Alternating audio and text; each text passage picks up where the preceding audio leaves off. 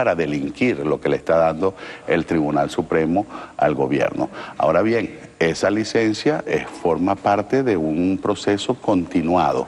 Desde el mes de enero hasta esta fecha se ha venido aprobando por la Sala Inconstitucional de la República un decreto de emergencia que lo que ha hecho es profundizar la crisis. O sea, si bien es grave que ya sea una violación a la Constitución y a la ley, también es mucho más grave que esas autorizaciones lo que permite es que el gobierno siga cometiendo los mismos errores que han llevado a la crisis que actualmente tiene sufre Ahora, pero Venezuela. lo que te quiero decir, esto va a ser entonces, bueno, esto tendrá un fin, tendrá un límite, porque apruebas en la Asamblea Nacional, en el Poder Legislativo, leyes, apruebas y tomas decisiones, y de inmediato responde y replica la Sala Constitucional, señalando y descartando y además echando a un lado al Poder Legislativo que es escogido por el voto popular. Y esa es precisamente nuestra preocupación, porque las leyes que nosotros hemos venido aprobando, lo que han buscado es la resolución de la crisis. Por ejemplo, antes del decreto de emergencia aprobado por el Tribunal Supremo de Justicia, la inflación venezolana publicada por el Banco Central era de 181%. Hoy, hasta organismos como el Fondo Monetario Internacional te proyectan una inflación de más de 700 puntos, e incluso en el rubro de alimentos esa inflación puede estar por encima de los 4 dígitos, es decir, más de 1000% de inflación en el rubro de los alimentos. La escasez, lejos de mejorar, lo que ha hecho es empeorar. Cada día las colas son mayores y la dificultad que tiene el pueblo de Venezuela de acceder a los alimentos de primera necesidad y de medicina son cada vez mayores también. Ahora, ¿una sociedad puede vivir así? ¿Hasta cuándo puede aguantar una sociedad el peso terrible de la inflación? Mira, yo creo que precisamente una de las cosas que ha permitido que esto no termine en un estallido social es que la esperanza de un referéndum revocatorio, que es una salida constitucional, democrática, pacífica, está sembrada en el corazón de los venezolanos. El referéndum revocatorio se ha convertido en una especie de válvula de escape, en una válvula que permite que los venezolanos drenen esa inconformidad, ese malestar, esa rabia, esas frustraciones.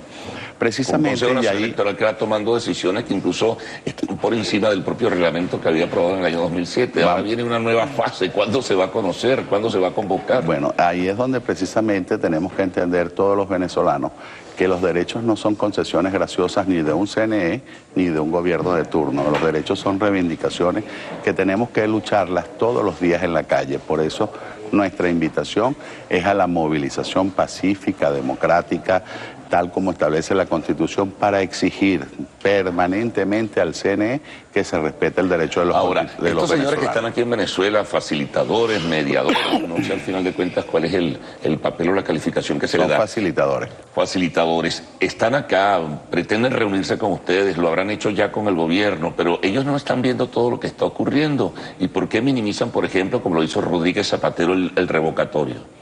Mira, yo creo que el hecho de que ya estén aquí es el reconocimiento de lo que está ocurriendo en Venezuela. El hecho de que hayan facilitadores, que se hayan pronunciado el Papa Francisco, se hayan pronunciado el G7, el Departamento de Estado americano, la Comunidad Europea, Obama, el mundo entero a la necesidad de un diálogo, es el reconocimiento de que Venezuela está atravesando la peor crisis de toda la historia republicana, en lo político, en lo económico, en lo social, en lo ético, en lo moral, en todos los ámbitos de la vida nacional. Así que, ahora bien, ese diálogo necesita unas condiciones mínimas, y esas condiciones no pueden ser otras que privilegiar los problemas de la gente. El hecho de que nosotros nos sentemos a dialogar, Carlos, no significa que estamos entregando nuestros principios y nuestros valores. Nosotros como demócratas tenemos que entender que el diálogo debe ser una herramienta permanente. Aquí lo extraordinario, lo excepcional no debe ser el diálogo. Lamentablemente tenemos 15, 16 años donde el diálogo se perdió en Venezuela. Nosotros formamos parte de un parlamento donde no se parlamenta, donde no se dialoga, donde no se conversa, donde no se acuerda. Eso es un absurdo.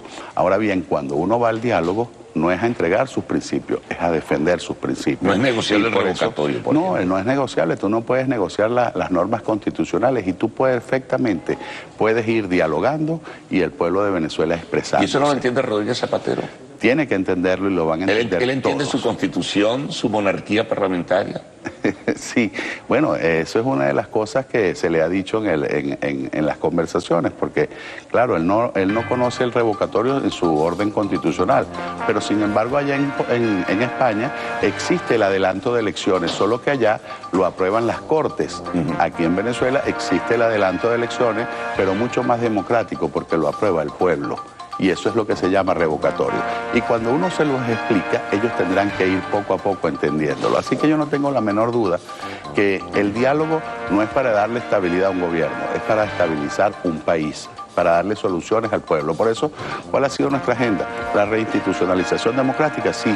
La liberación de los presos, sí, pero como punto fundamental que se permita entrar los medicamentos para resolver la crisis humanitaria y, por supuesto, la resolución de la crisis económica para, de alguna manera, bajar esa crisis que se refleja en la inflación y en la escasez que hoy están padeciendo los venezolanos. Alfonso, muchas gracias. Hoy, por cierto, rápido, se incorporan los parlamentarios de Amazonas. Mira, Amazonas no puede seguir siendo excluida de la federación. Una de medida cautelar ya tiene 6 meses y no ha habido una decisión. Eso se llama denegación de justicia. Por lo tanto, nosotros estamos obligados a respetar la voluntad popular y esa voluntad popular designó a una serie de representantes en esa asamblea y nosotros vamos a hacer cumplir esa voluntad del pueblo de Amazonas. Muy bien, muchas gracias, Alfonso Margila. Pero vamos con arte y espectáculos. Bárbara Garrido tiene un resumen. Bárbara, ¿cómo estás? Buenos días. Hola Carlos y muy buenos días Venezuela. En la próxima parte les contaremos sobre el nuevo reconocimiento que recibirá Marc Anthony. Ya venimos. Además de las fotos, tenemos un video. ¿Qué tipo de imágenes?